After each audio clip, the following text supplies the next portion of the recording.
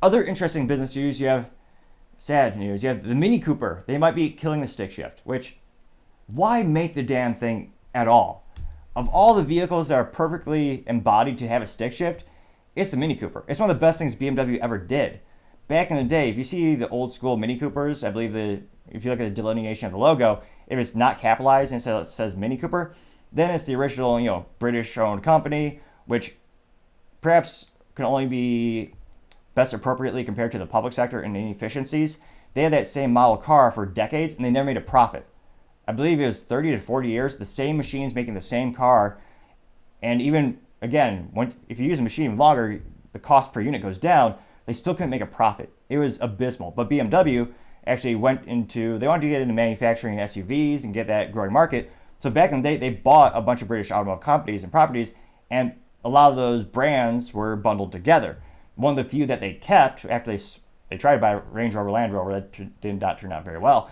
They did keep Mini, and the Mini with the big M, if you look at the logos, that's the one that BMW actually revamped and still owns intellectual property and makes today.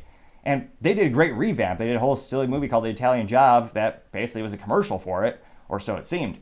And they made the car fun. There's a lot of great options, but it looks like they're going to kill the stick shift for it, which ridiculous. So this is coming from the head of Mini, Stefan Wurst, W-R-S-T.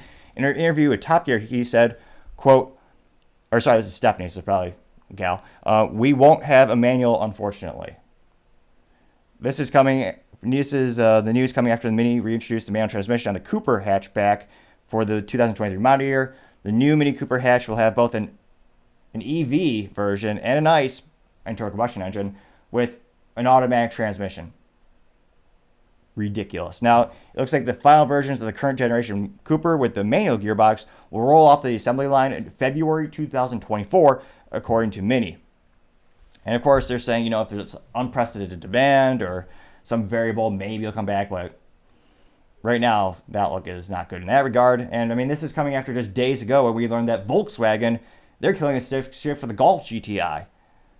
I mean, what the hell is next? The Miata? I mean, there are some cars that just should only come in a stick shift if it was up to me. But unfortunately, you have emissions and government all over the planet putting a gun to their head saying, hey, we're not going to ban, or actually in some countries they are banning gas cars, but in some countries they're saying, I'm trying to think of a good Dr. Evil, like an evil villain in a movie voice, but it eludes me at the moment.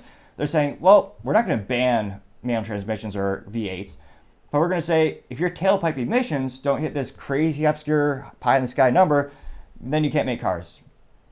So it's a de facto ban, and that's how it is in the United States. And manual transmissions get less fuel economy now with the technology, and they burn more fossil fuels.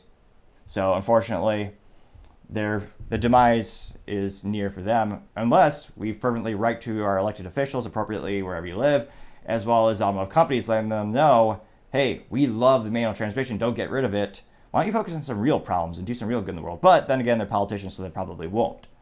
So unfortunately, it looks like another beautiful piece of engineering bites the dust this day with the Mini Cooper. Thank you everyone again for taking the time to tune in. I know it's a high ambition. I'm trying to get to 4,000 subscribers by the end of September. So if you click that button, I would greatly appreciate it.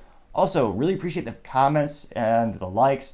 The comments really help build the channel, grow and develop, as well as if you have individual experiences with these topics. Love hearing more frontline experience, whether it's the ongoing UAW United Auto Workers strike, or maybe someone who has some first-hand experience working at an automotive company who can maybe tell us why they're killing all these beautiful stick shifts to go with automatics. So any insight is also greatly appreciated. Also, don't forget to take the time to tell your family, tell your friends, tell your coworkers, heck, tell your enemies, tell anyone and everyone. Just stay safe and fight the good fight.